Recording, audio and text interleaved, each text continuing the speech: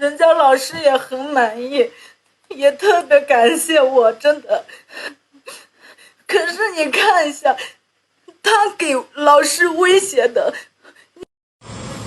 说的是什么？真的，他说他给那个老师说，你可以会有见面的一天。你看这样，妈的，他说的，给老师威胁他。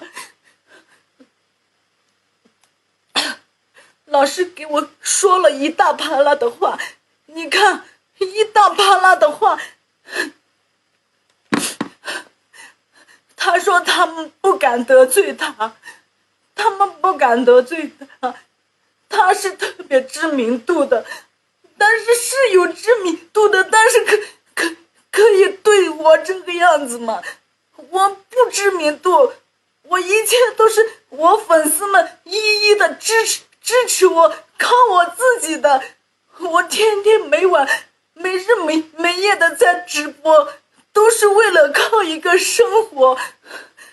我爸爸妈妈有，我生病的妈妈有，我妈妈呢手术做的，到现在也身体不太舒服。我家全家都是靠我一个人，靠我一个人，我还要养我的孩子，我养我的父母，真的